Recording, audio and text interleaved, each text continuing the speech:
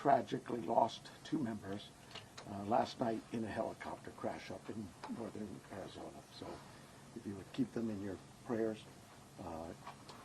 Colonel Glover and his team, I'm sure, would greatly appreciate it.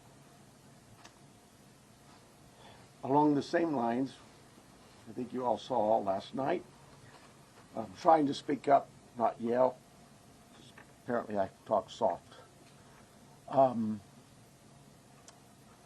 We saw last night the family, you know, they just hurt, understandably so. And so I really want you to know this entire team here, those behind me, and our community are hurting with you. We really just want Mom back, okay? Right now, we believe Nancy is still out there. We want her home. Our department, the Sheriff's Department, along with all of our partners at the FBI, have been working around the clock. And we just want her home and find a way to get to the bottom of all of this, just as you do. But I have other partners out there who have stepped up, and you've probably noticed them in the last few days, if not the last few hours, and you're going to see more of that. Well, I made a decision to contact our PCRIT team, and those of you not local, that's our Pima Regional Critical Incident Team. It's made up of law enforcement officers from this entire valley.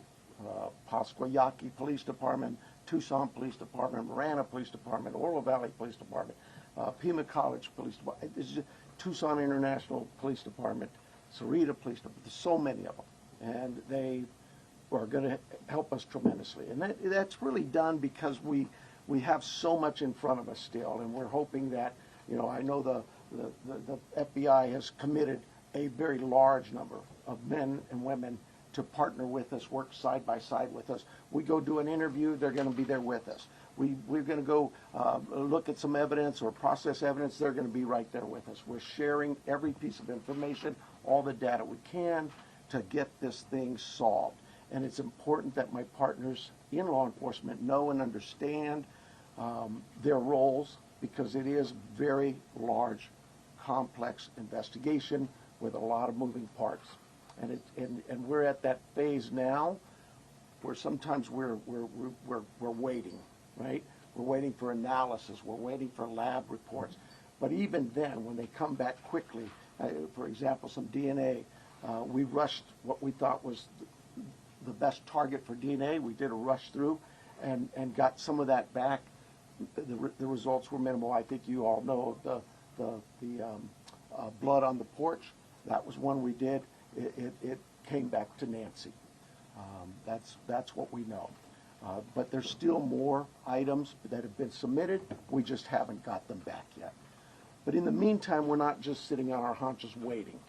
We do have a number of leads coming in, and that's why we brought in the FBI for one, but PCRIT as well, to be able to get out there and handle these leads as they come in as quickly and as expeditiously as we can. And every single lead is looked at, every one of them. And so we're gearing up. You probably have some questions about what you've seen in the last couple of days. I'll gladly answer those at that time. But it really is about getting our partners out there. To be fair, when we went to that scene the first night, Saturday night, it was just us. Since then, the FBI and others have asked, can we go and see it as well? And that's what you've been seeing. But it is a very important case to not just me and my team, but this entire community, all of our law enforcement partners.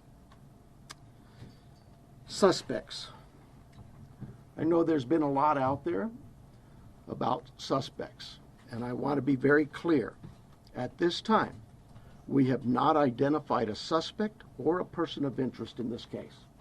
We are working our best to do that. But to be clear, we have nobody of interest or any suspects that you would consider a prime suspect.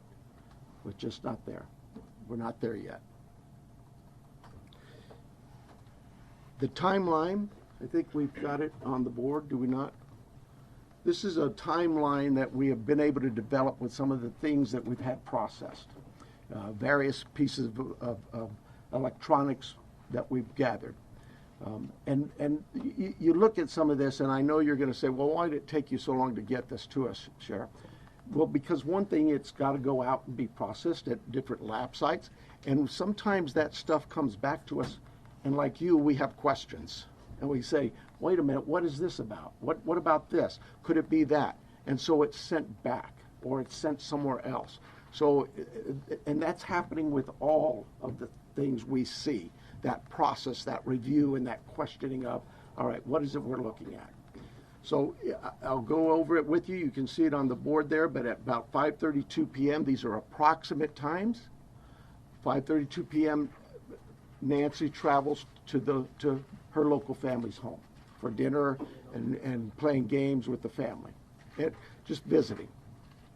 At 9:48 p.m., which is very consistent to what we were told by the family, that Nancy was dropped off at home, and we know that because we have a garage door open at approximately, I can't stress that enough, at approximately 9:48 p.m.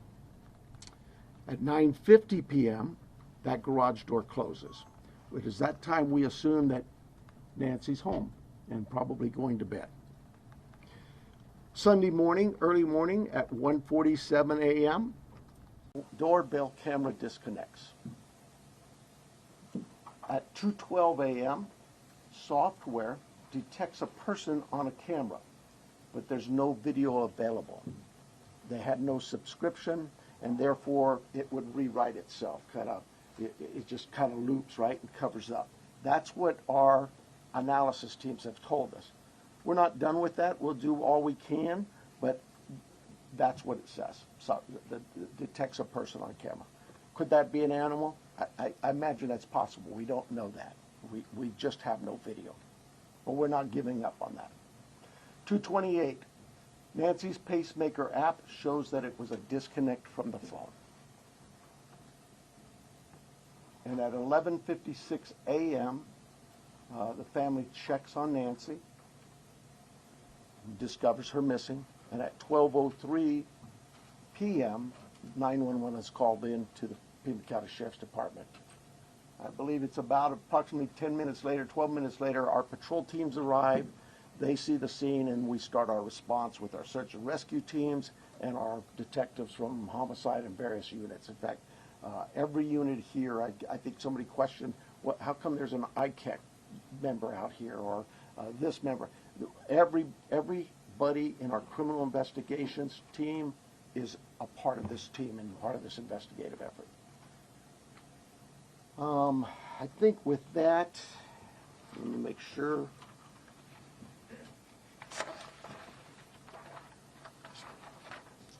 Now, I want to clarify some things that I may have already done, but yeah, I've gone over with the blood at the front door, the doorbell camera.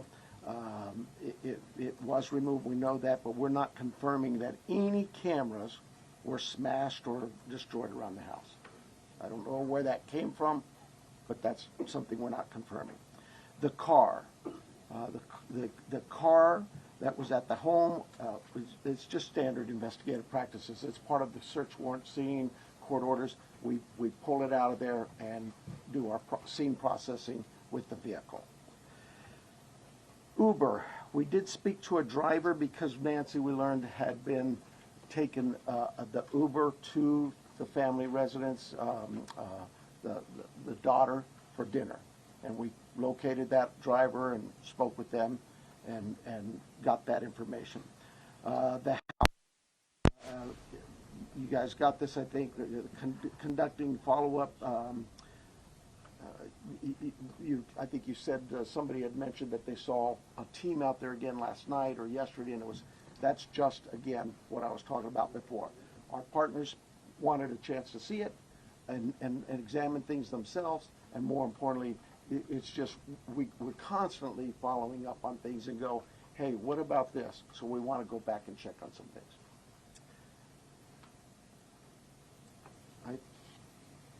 Oh, here's the other thing. Someone had mentioned there was forced entry. I have no clue where that comes from.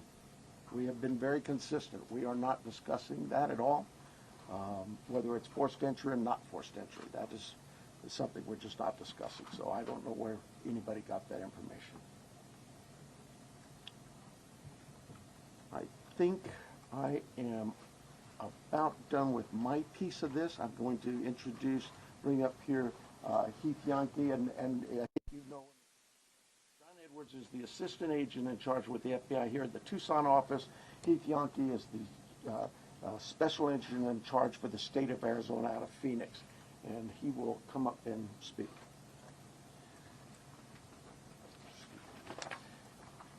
Thank you, Sheriff. Hello, I'm Heath Yankee, the special agent in charge of the FBI's Phoenix Division. First, I want to let the Guthrie family know that our hearts are heavy for them. After seeing your message last night, it is clear that you and your family are in pain. Please know that we are doing everything to bring your mother home.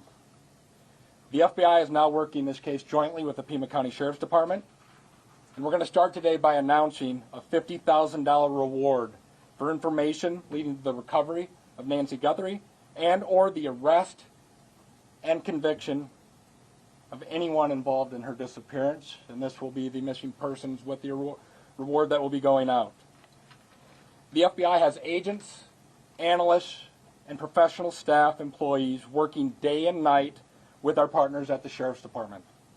We have deployed additional intelligence and agents from our Phoenix office. We have brought in our Critical Incident Response Group from Quantico, Virginia. Members from our Cellular Analysis Survey team are here, and they continue to collect and process digital information. We are actively reviewing and analyzing information from all digital sources, which includes banks, social media companies, phone companies, and any other organizations where a digital footprint could have been captured. All this information provides data points and helps put the picture together. And we will be in the community continuing to conduct a thorough investigation with our partners. You heard about us out there last night. We will be back out there today. I would ask the media, give our investigators the space to do their jobs while they're out there. Next, regarding the ransom letter. We are aware of a ransom letter that was sent to the local media and then to national outlets. As with every lead, we are taking it seriously. We are in communication with the family, and while we advise and recommend from a law enforcement perspective, any action taken on any ransom is ultimately decided by the family. Thank you to those in the community that have called in tips. For anyone out there that may have information, no matter how small you think it may be, please report it. You can do so by calling 1-800-CALL-FBI or online at tips.fbi.gov. My next message is to those imposters who are trying to take advantage and profit from this situation.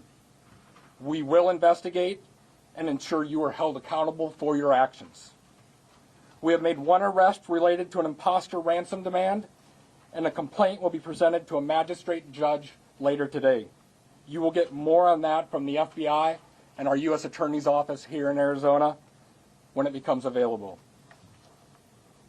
To anyone that may be involved, do the right thing. This is an 84-year-old grandma. This is an 84-year-old grandma that needs vital medication for her well-being. You still have the time to do the right thing before this becomes a much worse scenario for you. Please return Nancy home. Thank you. All right, so you want to call them or you want me to call them? You can call them up. Okay, so the first person we're going to start with the list is going to be NBC National, Liz Prince. Right here. Can you walk us through that timeline from when you believe, if you look at this here, from 147 to 228, what you think happened there, and what particular software would have detected somebody on camera? Yeah, I don't. I know we know the software that was there. But I'm not. I'm sorry. I'm just not in the weeds. I know that. Think of your doorbell cameras. Somebody walks up. My wife's. If I walk up, she gets an alert, and it's usually something like that. A person's detected. So to understand follow-up. One, does that mean that it was about a 45-minute span that this suspect or suspects would have been on the property? And then also, does this essentially mean that you cooperated with the tech companies and you can officially say that no surveillance video is available from the home? We know that the tech company that we sent that camera off to, yes, they've said they've run out of ways to recover any video. Next Was that person, about 45 next minutes? person's gonna be ABC News, Aaron Katersky. Yeah, I'm sorry. Was what 45 minutes? Can we say it's about a 45-minute span that somebody would have been on the property then, from 147 to 228? Yeah, I think those times speak for themselves, and it is about, like I say, those are approximates. So yes. I'm sorry. Who was next? Did you Aaron say? Katersky, ABC News. Hi, Sheriff. Thanks very much. Is there information that you are purposefully withholding because of the active investigation that might be leading you in a particular direction? You know, this is no different than any criminal investigation that we conduct here. Law enforcement has conducted investigations since 1865 here in Pima County. We're always mindful of what it is that's in front of us and what we should release and can release. There's legal guidelines that guide us, but there's also strategy too. So, you know, I'll leave that for you to determine. Now that you are having such an injection of manpower from the Pima critical incident team and the FBI, would you slow to bring that in at the outset? Should all of these resources been brought to bear sooner? I guess that, you know, it's Monday morning quarterbacking. I do it all the time, so you have the opportunity to do it for me. I'll take that hit. CBS News, Jonathan Vigliotti. Sheriff, over here, has there been any proof of life, and has there been any sign of life? I'm going to, anything to deal with the ransom notes and that, I would defer to the FBI, but no, to my knowledge, we're still looking for Nancy. And for my follow-up question, if I can speak with the special agent, what was it about this apparent ransom note that now 3 days on, you first haven't been able to validate, and second, it warranted informing the Guthries of its existence? So the ransom note that was sent out there, obviously every lead in this case we are taking extremely serious. But not Given, everyone is presented to the family. Why this one? because this was the ransom that came in and it had facts associated with a deadline, with a monetary value they were asking for. So at that point, What were some of those facts, if you can, because there's been a lot of speculation, as you know, if you could set the record straight. yeah, the ransom itself, one talked about an Apple Watch and one talked about a floodlight. We're not going to go into specifics. It's very important that we keep this investigation moving forward, and we don't want to put more facts out there that others then can use to try to profit from this. Who else would know, CNN, who else next would know about CNN, an Apple next Watch? Ed Lavandera. Hey, Agent, I want to follow up with you real quick on that. There have been, as far as we know, I think 3 ransom notes so far, 1 arrest. Are they all different? Do you think there's different authors behind all of them, or? So the one that went to the media is the one we were currently investigating and working on. The imposter that I talked about, where an arrest was made early this morning, that there will be more information. We believe there's no evidence to connect this to Nancy's case. It was someone that was trying to profit from it, a total imposter. And Sheriff, you started off the press conference by saying you believe that Nancy is still out there. Do you have reason to believe that she's still out there alive, or are you fearful of the worst case scenario here, that she won't be found alive? Well, I'm certainly fearful of that. I think we all are. But it is we operate from a position that until we know she's out there, she's alive, and we're going to continue thinking that way until we find her. Fox Digital, Mike Reese. Yeah, sir. Mike Ruas from Fox Digital. Sheriff, you said you've identified no suspects. Have you ruled out anyone she was with on Saturday night? You know, we've talked to so many. I'm sure that my investigators have feelings about this one's clear or this one isn't. But no, I wouldn't say anybody's ruled out yet, because what if I rule you out and then later I learn something else? No. So my follow-up, you mentioned that you don't know where the recording of a forced entry came from. Do we know how whoever did this got into her house? That I would not discuss with you anyway. Fox News, Paul Morrow. Question for Agent Edwards, if I may.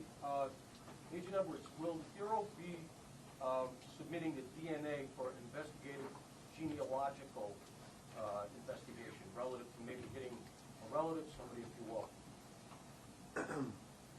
I would say the DNA aspect of this case is being handled by the Pima County Sheriff's Department right now. However, should we get to that point, yes, that would be an option for the FBI to assist. And a quick follow-up, does the ransom note that you're working establish any communication protocols in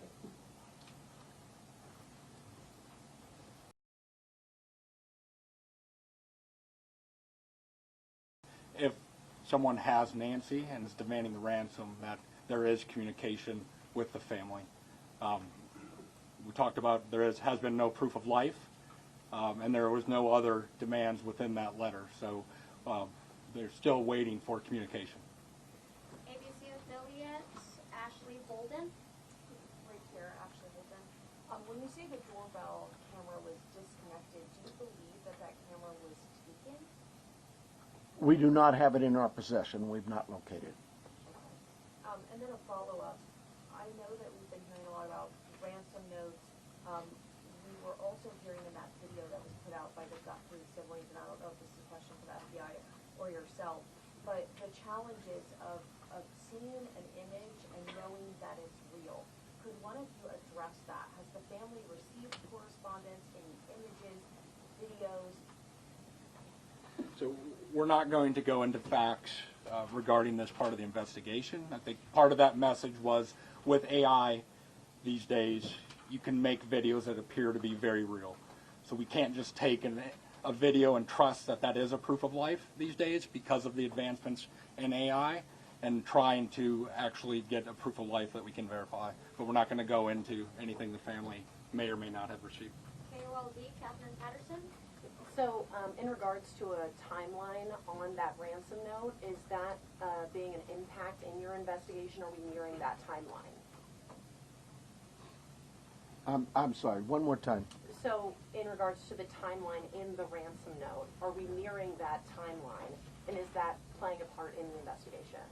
We're not going to go again into specifics of that part of the investigation with the ransom note other than what we've put out there.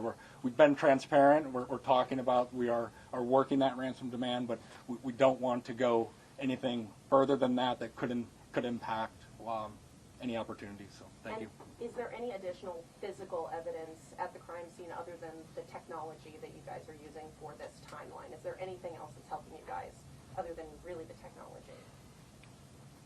Well, I think I said on day one is that it's technology that's going to really help us solve this case. But no, I mean, you know, we did do a process of that scene for biological evidence, so we're still hopeful that maybe something will show up there as well. Arizona Republic, Richard Rella. Agent Yankee? Yes. We saw on the scene, I believe it was you, taking a tripod into the home of the sister. How involved was the FBI, if at all, in creating the video? Any advice for the family on what to say in the video? I would say we use our expertise and provide consultation and advice anytime a family would ask for our advice in a kidnapping. It's ultimately the family's decision of what they put out and any messages they put out. But we were, obviously you're all documenting every move we make. We were there last night in talking with the family. But every decision is theirs. Right, that was a tripod and a ring light. And Sheriff Nanos, you said the blood was found on the porch and on the front stoop. Just wanted to verify that.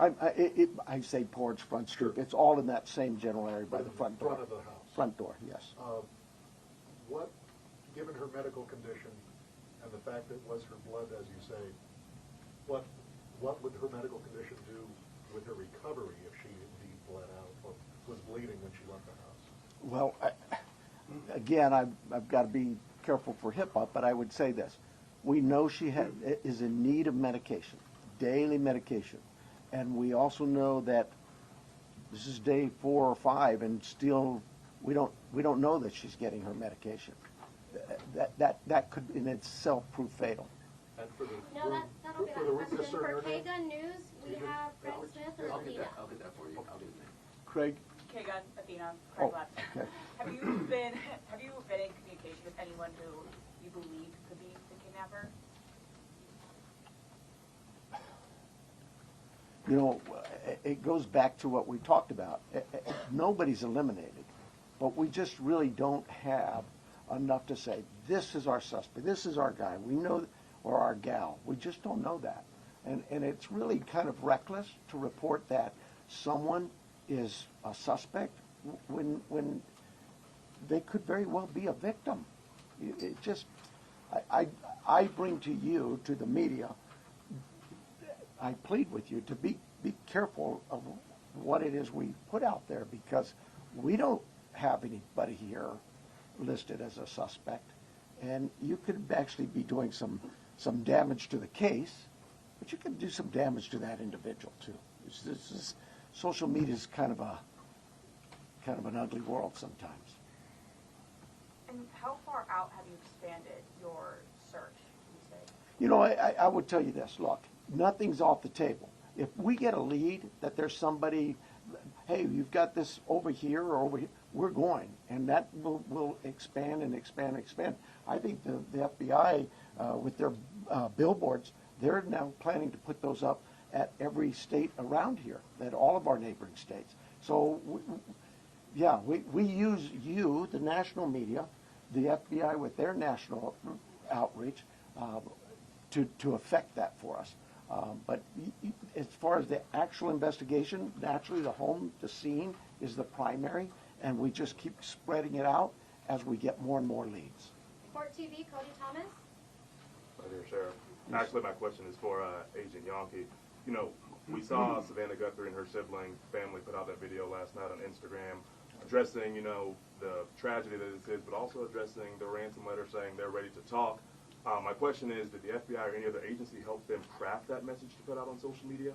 Like I said to the previous question, we have an expertise when it comes to kidnappings, and when families want advice, consultation, expertise, we will provide that.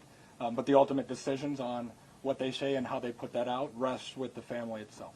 And as far as suspects, I know we haven't identified one, but what type of suspect or suspects do we think we're dealing with here?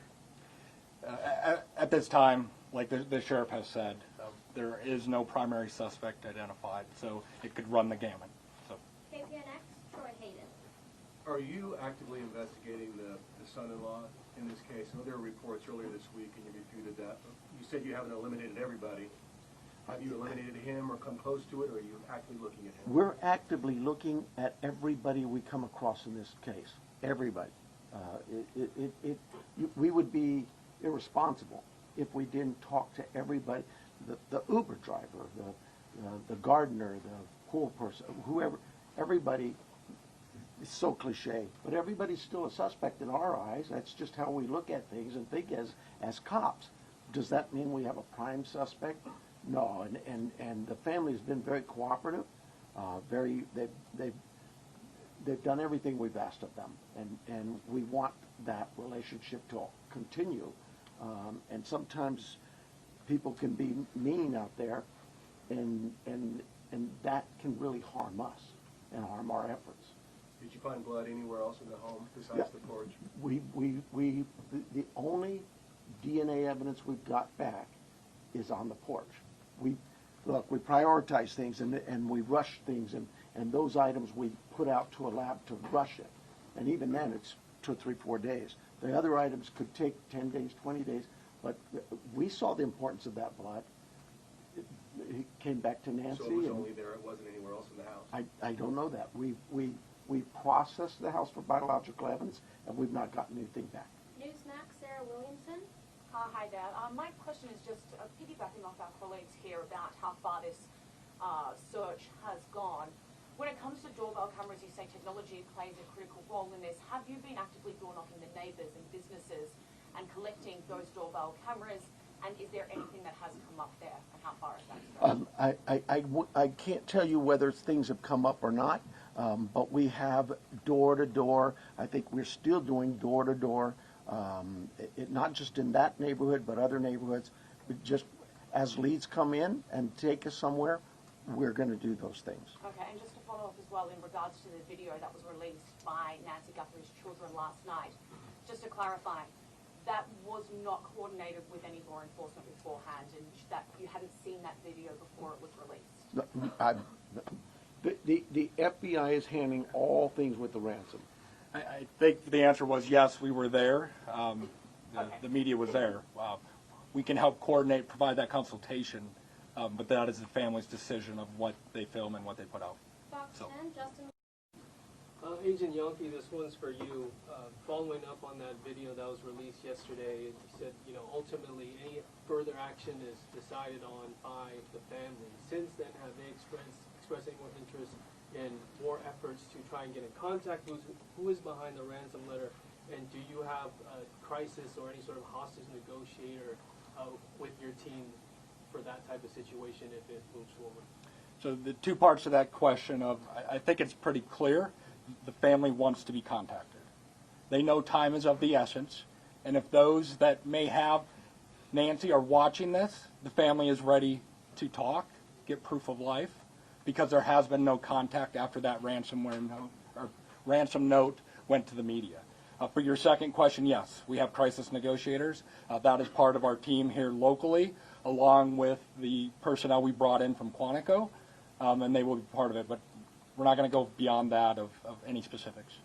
Sheriff Nanos, taking down the crime scene perimeter after Monday's investigation and really opening access to that property to everyone else, was that something you would do differently looking back, knowing that federal authorities also conducted a search yesterday? Would you have kept that perimeter up, knowing that? Monday morning quarterback, I probably would have, but I'll say this. We processed the scene. We got what we thought was complete. My team did that. I have to have all the faith and trust in their abilities and their skills, and I think they went through that pretty well. But because another agency now steps in and wants to assist, we're just like with you, we're an open book. Absolutely. How can we help? One of the things people don't see, I heard your question about, and we left and then others could walk up. When we process a scene and we're done, we return that scene to in this case, the homeowners, the family.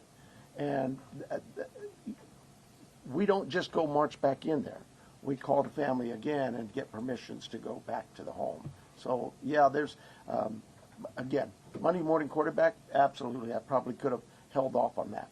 We knew that the FBI, we've worked with them before in a lot of cases, and we felt like they could be of help in this with particularly the forensic analysis we use in a number of things.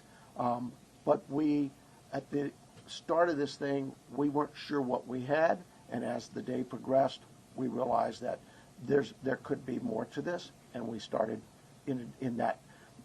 Remember, it was a search and rescue mission the first few hours, and we transitioned that over to a criminal investigation. With that, brought in our partners from the FBI and others. Have you heard from President Trump on the resources? I was actually going to ask about that. We saw the message yesterday. Are you next? Yeah. Okay, I'm sorry.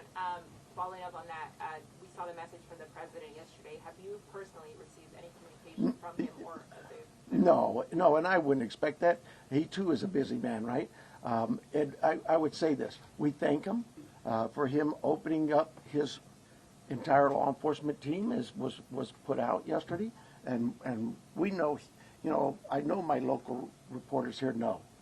We've always worked well with all of our partners in law enforcement. Maybe it's something unique to Southern Arizona, and the rest of the country doesn't see that, but this isn't new for us. We've done this.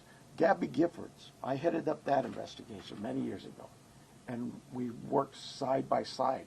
Could not have got things done if we weren't with the FBI on that. And just the other question, this being a border state, have you guys had any communication with Mexican authorities? I have not. I work closely with the Mexican consulate, as other consulates, being the sheriff, but no, I've not heard from them. Arizona, Univision, Madrid. Hi, Sheriff. My question is, do you know, it's a two-part question, do you know what medication Nancy uses? And have you checked the local pharmacies and pharmacies around the state where they bought her state this medication to keep her alive, to keep her healthy?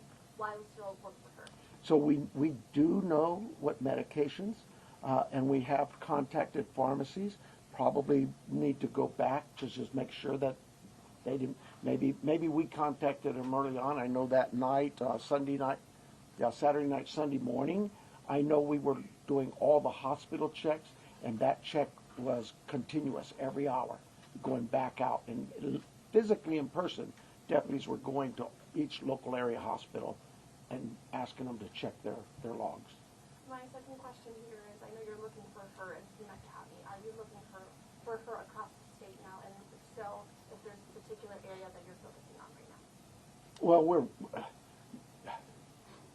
we're looking for her everywhere, right? The FBI just made an arrest on a tip that we got that we thought there could be something here. It's statewide. The billboards are going to be out there across the country. We take leads from everywhere, and where those leads take us, we'll get there. MS Now, Alex Talbot. Agent Yankee, do you have any reason to believe that Nancy Guthrie may be being held outside of the country? Is that something that you've ruled out at this point? We don't have any of that information. We haven't ruled anything out. Like the sheriff said, we will follow the facts wherever they take us, whether it is outside of the state of Arizona or over the border. We will follow the facts and go there, but we have no indication anything over the Mexican border. And you mentioned on the ransom note there were details about the Apple Watch and the floodlight. Yep. The ransom notes that were sent out to TMZ, KGUN, and KOLD, are they all the same ransom note? Do they contain the same details in each of those individual ransom notes? The ones that I am tracking and aware of were the same. That went to TMZ also. News Nation, Brian Enton. Agent Yankee, sorry, over here. Yes. When did the first ransom note arrive? And the reason I ask is because the Apple Watch has been in the news and on social media, and you could see like floodlights on video. So was it before those things were out in the world? I don't have the specific time frame as I sit here today of what time it came in, but that you are right. Anyone could see a floodlight hanging down, could have seen some of those things. The watch has been talked about, so that timing is tricky, but that's why we're taking it serious no matter what and following the leads on that. But I don't have the time frame that the first note came in as I sit here today. Thank you. And my follow-up is for the sheriff. In the house, were there any signs that someone tried to clean up or maybe destroy evidence? I can't talk about the crime scene, so I'll give you another shot, another question. My other question is, I heard the agent say that it was a joint investigation now. At the other press conference, the FBI said they were assisting. Is it joint now? I mean, are both agencies in charge now? Look, there's no ego here. We in this part of the country, we'll take anybody's help. It's not about who's in charge.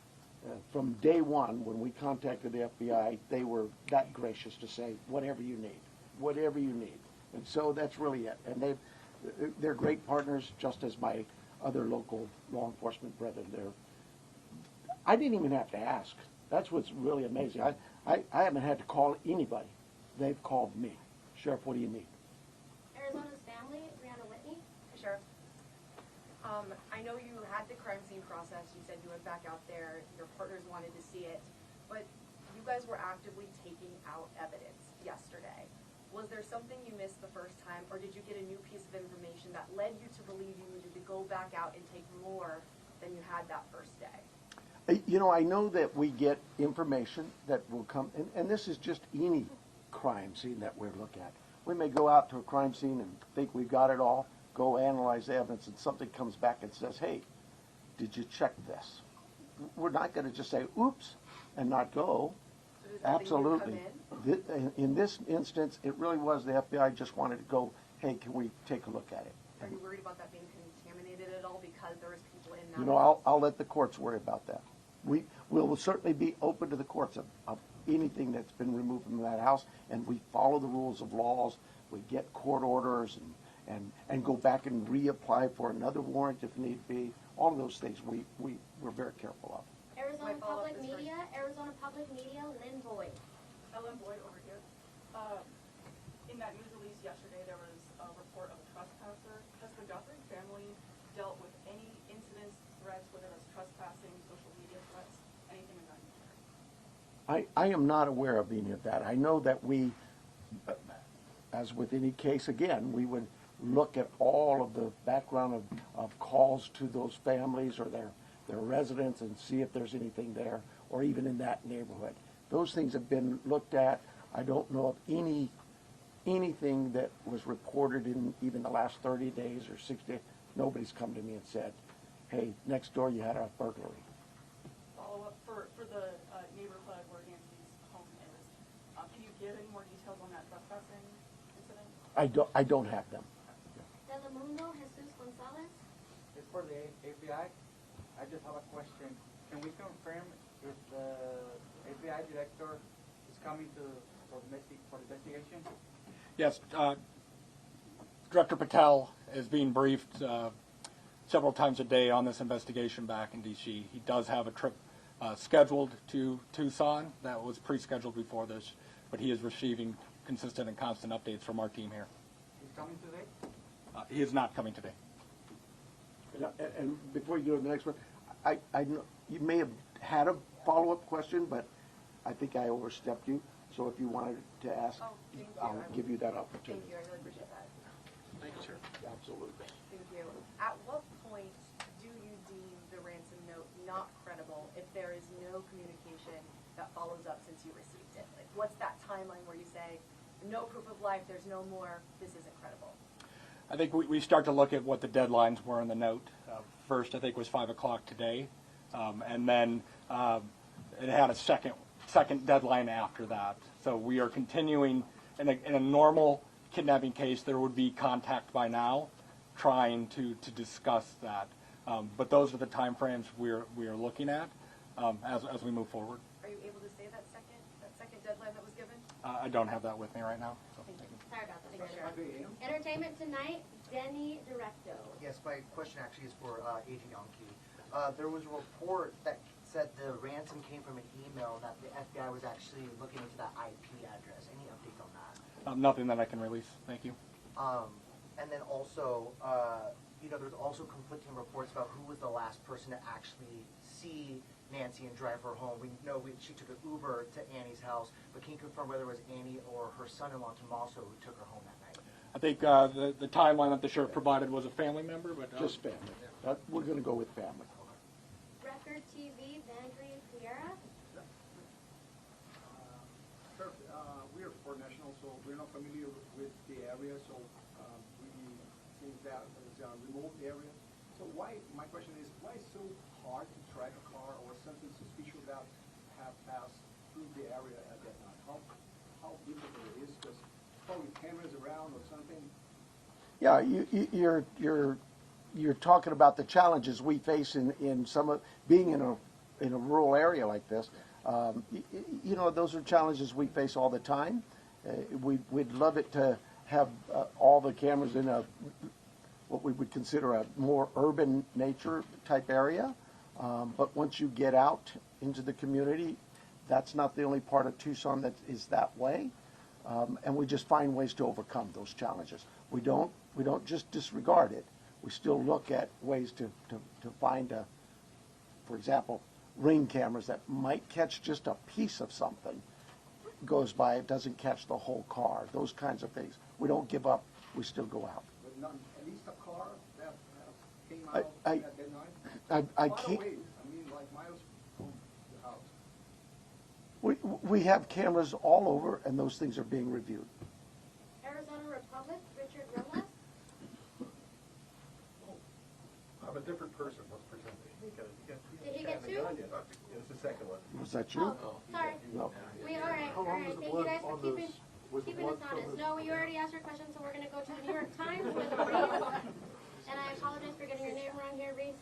Thibault? No, you're close. Thibault. Hi, Sheriff. Hi. The 212, the camera that detected movement at 212, was that a different camera than the one that was disconnected at 147, and where was it pointed? We don't know that. We don't know which camera that was.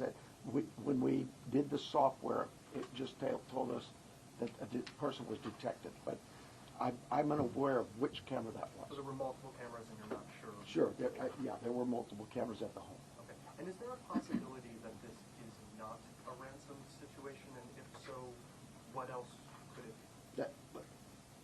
Your guess is as good as mine. I would say absolutely there's a possibility that this is nothing to do with a kidnapping. But we cover all angles. We're not going to dismiss something until we actually know for a fact that it's one way or the other. People Magazine, we have Danielle Bucker. So I wanted a little more clarity to follow up on his. Is there anything more you can say? Was this actually targeted or not? Do you have any? That's why we have the FBI to look at those areas where there may have been a target. Maybe it is a kidnapping. But no, we don't have anything to rule that out or to say it is. And as far as the ransom notes, there was a part in there about Bitcoin. Are you looking into that now, investigating?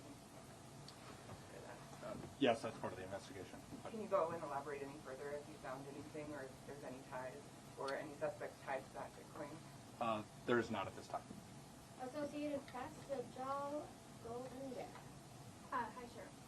Just to follow up to a You're prior- Joe? I'm sorry? You're Joe? Goldendera. Oh, I thought you said Joe. Okay. Just to follow up to a prior question, you had said early in the investigation that authorities don't believe Nancy Guthrie was targeted. Why don't authorities think that Nancy Guthrie was targeted? Who said that? Who said they didn't You had think said she? that early in the investigation. Boy, if I said I absolutely misspoke.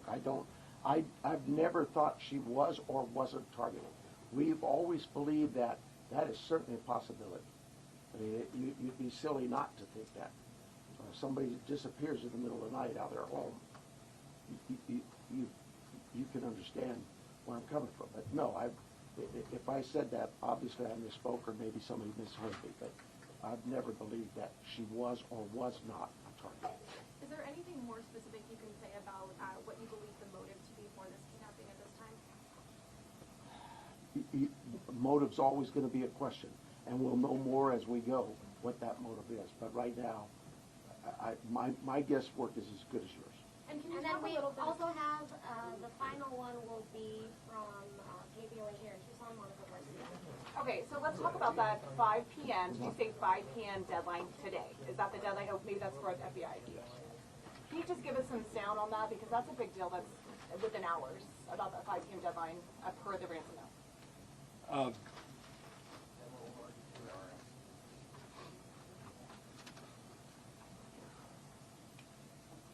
And then what's supposed to happen after that? So the ransom note that was distributed to the media did make a demand for 5 p.m. today, and if a transfer wasn't made, then I think a second demand was for next Monday. We're not going to go beyond that, but that was the ransom note the media received. Did it indicate what would happen if they didn't meet that ransom? Did they? We're not going to go into those specifics. Thank you. 5 p.m. Eastern, I'm sorry, I know it's not Arizona. It's 5 p.m. I don't. It's 5 p.m. And then, sorry about that, Inside Edition, Jim Murray. Special Agent Yonke, given the fact that the FBI participated in the creation of this family video, does that suggest your belief that the author or authors of that ransom note, in fact, have Nancy Guthrie? Again, we're taking the ransom note serious, and we are following that part of the investigation. And does the fact that there is a ransom note suggest to you that Nancy Guthrie was taken specifically because she's Savannah's mom? There's nothing to indicate that. Thank you guys so much for all of your questions. Thank The you. sheriff does have just one more note about what happens next year, or what doesn't happen next. Well, it's what happens for us is we're going to continue working. For you though, I hope this worked out well for you. But right now, I have no plans to schedule any further press conferences unless we have some real evidence or something to bring up to you. It's pretty pointless to just keep hounding the same things over and over. And as Special Agent in Charge, Yonke said, please give us some space, and that's not just physical space. Give us some space, give my team some time, because these things do take time, and they are difficult. and everybody out there is really working hard. And mistakes are going to be made, and if I made them, mea culpa. It won't be the first mistake I've ever made, but more important than me is we want Nancy back. That's the key. Okay? So thank you very much, and thank you for your concern in this. Thank you. If you were looking for the other person that was up here, it was John Edwards, JONEDWARDS, Assistant Special Agent in Charge. Thank you. Yep. Yep, no problem.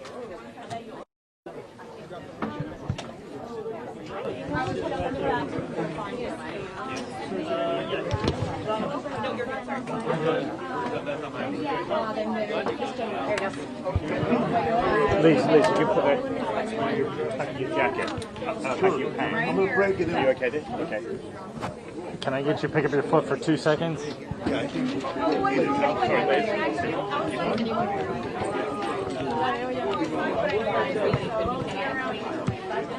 Okay, no, you don't have to report it. Okay. What we do, but. I just want to be all up in here. Thank you.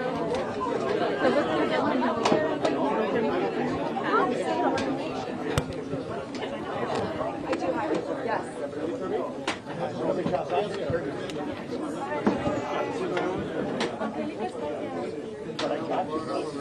Have they popped it yet?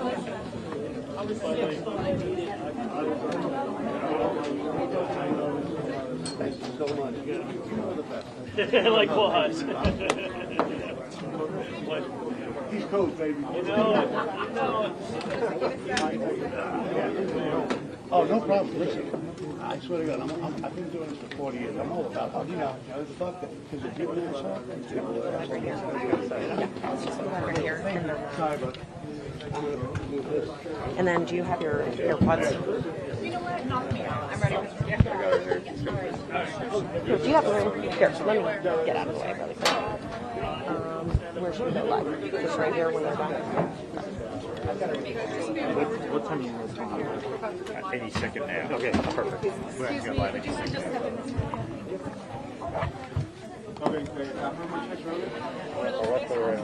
Oh, there we are.